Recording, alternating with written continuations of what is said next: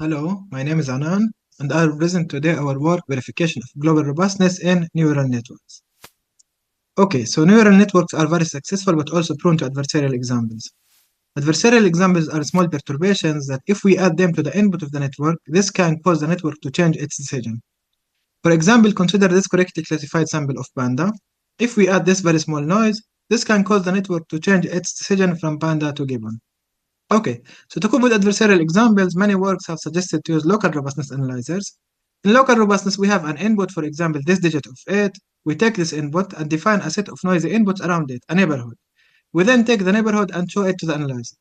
At the output of the analyzer, we have a set of outputs, each related to one of the inputs in the neighborhood.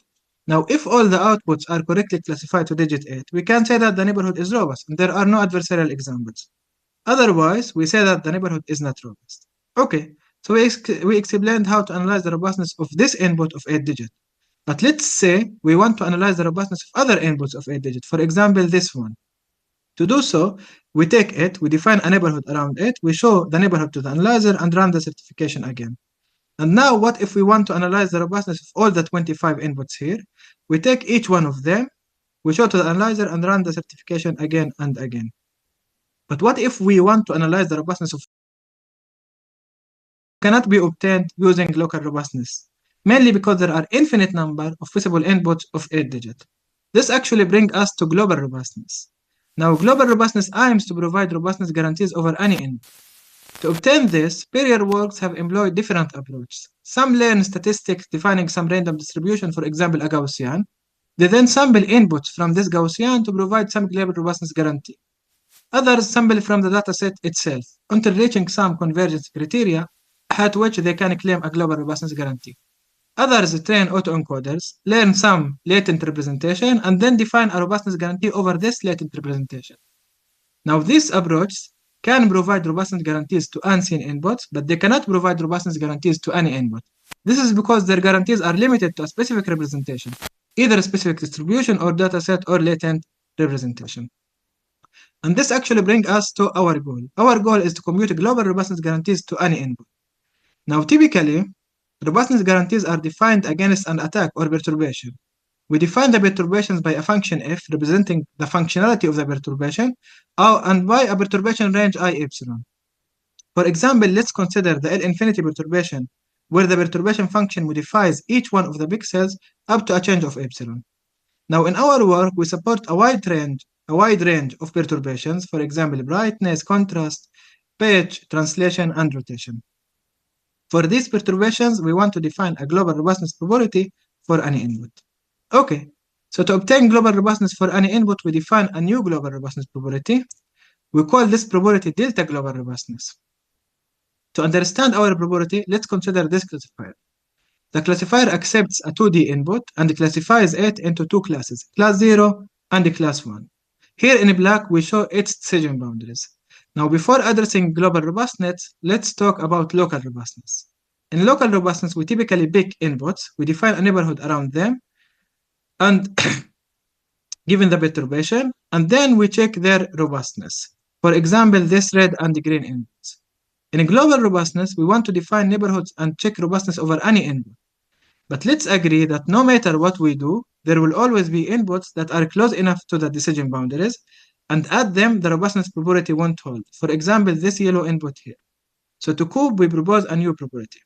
Our probability says that we do not expect the network to change its classification if it's sufficiently confident in it. This means that if we are far enough from the decision boundaries, we do not expect the network to change its classification decision following some small perturbation. Okay, so we described our global robustness probability, and now let's define it. To define our delta global robustness probability, we build on a well-known concept of classification confidence. Now, in classification, we typically have an input x. We show this input to the classifier, and at the output, we have for each one of the classes a classification score. The classification confidence measures the difference between these scores. Say if x is classified as C tag, the classification confidence is the difference between the score of label C tag and the maximal score of the others.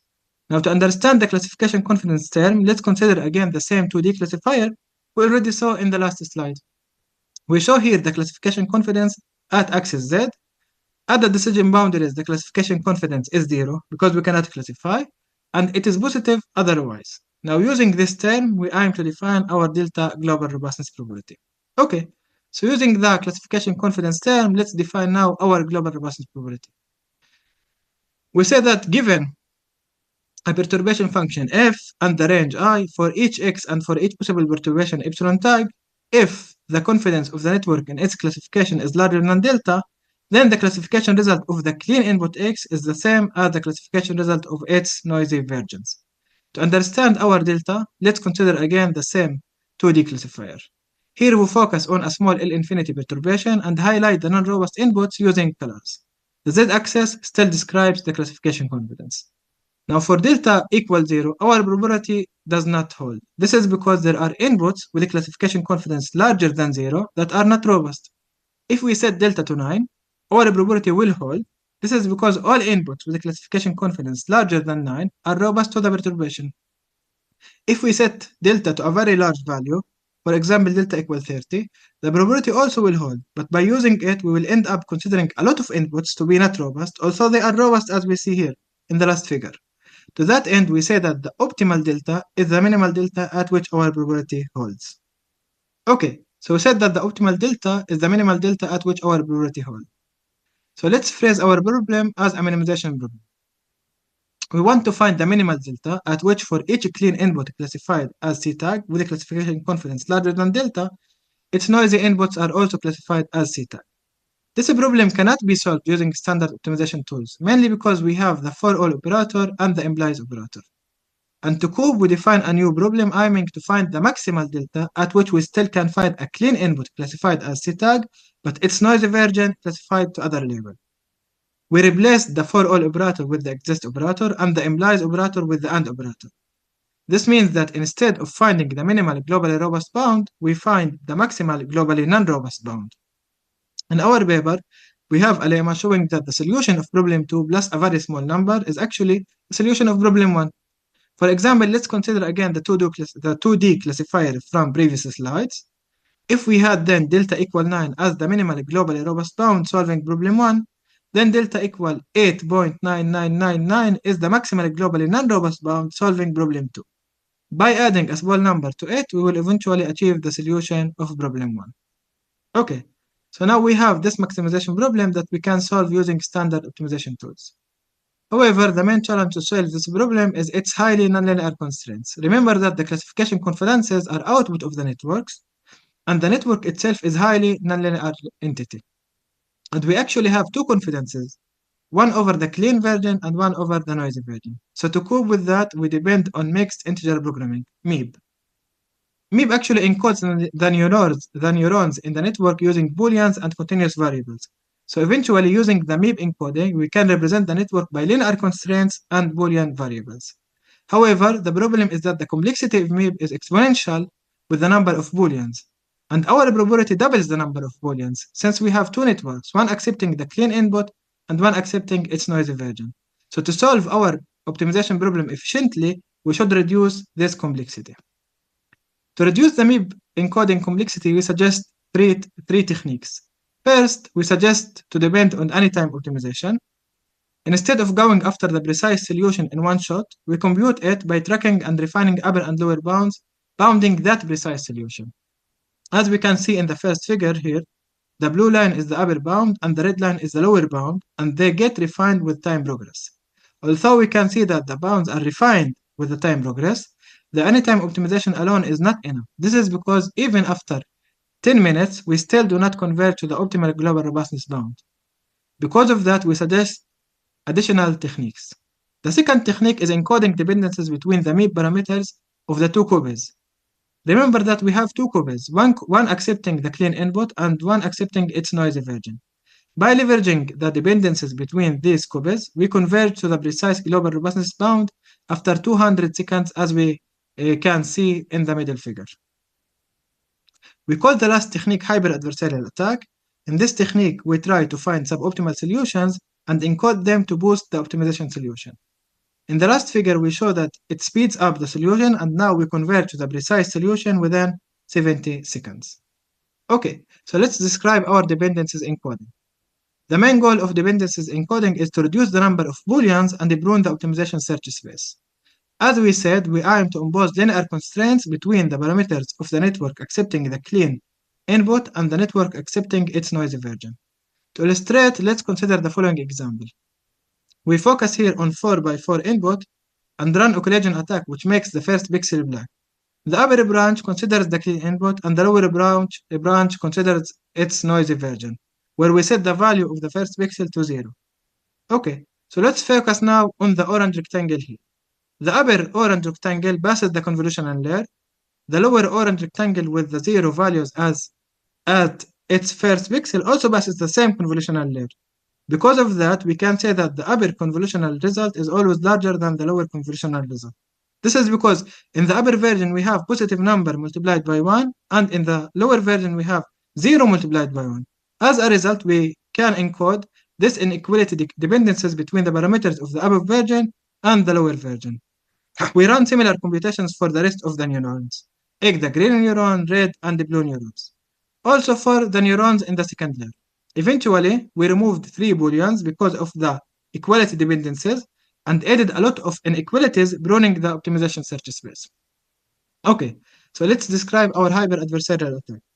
Remember that our ultimate goal is to compute delta globally robust bound for any input. However, the computational complexity to obtain this is high. So instead of finding bound for any input, we focus on M inputs only. For the M inputs, we solve the following optimization problem to obtain inputs with maximal classification confidence. At them, the noisy versions are misclassified. To understand that, let's consider the following example. Here we have 6 inputs. Each has different confidence. For example, the first has 1 and the sixth have 6. We run the optimization process. And at the output, we have solutions such that they have maximal confidences and their corresponding noisy inputs are misclassified. Here we show how the optimization solutions converge. For example, the classification confidence of input 1 starts from 1, increases until converging to confidence 2, which is a valid solution. This is because its clean input confidence is maximal and its noisy version is misclassified. Now, note that the bound that we found by our attack is suboptimal to the globally robust bound, since it was computed using only 6 inputs and not using any input. Still, by submitting it to the optimizer as a lower bound, we prune the optimization search space. Okay, so now let's describe VHAGaR, our full system. VHAGaR accepts as an input a classifier D, a class C tag, a target class CT, a perturbation function, and a perturbation range. We encode 2 networks, one for the clean input and one for its noisy version. We then compute and encode the dependencies. In parallel, we run our hyper-adversarial attack. We pass all of that to the MIP solver and define our maximization problem. Before we submit the upper and lower bounds of the maximization solution, we add a small number to them. At the output, we have lower and upper bounds bounding the minimal globally robust bound. Okay, VHAGaR comes with formal guarantees. First, it is sound. Second, it always returns upper and lower bounds, bounding the precise minimal globally robust bound. Okay, so now let's describe our evaluation. We evaluate VHAGaR over the datasets MNIST, Fission MNIST, and CFAR10. We compare VHAGaR to 4 baselines, random sampling, dataset sampling, and a precise verifier called Marobo, also a version of MIP-only verifier. As we can see here, the sampling approach can compute only a lower bound. The precise approach compute both lower and upper bounds, but their bounds are not tight.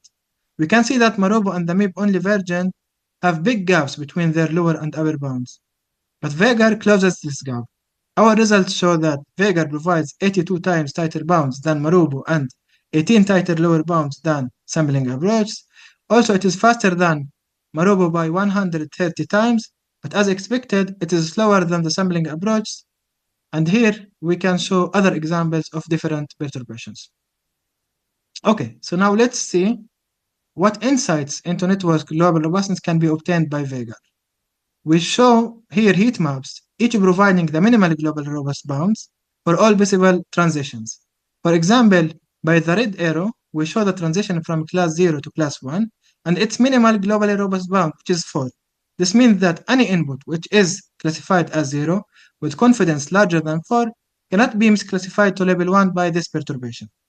Using this, the designer of the network can understand the real global robustness level of the network, and the attacker can understand where the attacks are feasible and where they are not. Okay, so now let's conclude. We address the problem of computing global robustness guarantees in neural networks. We introduce our concept called delta global robustness. We propose VHAGaR, our approach to compute the minimal delta global robustness bound. VHAGaR employs constraint optimization, encodes dependencies, and optimization hands to boost its computations. It is tighter by 82 times and faster by 130 times compared to Morobo. It is tighter by 18 times compared to the sampling approach. And it provides insights into networks' global robustness. Okay, thank you for your attention and questions.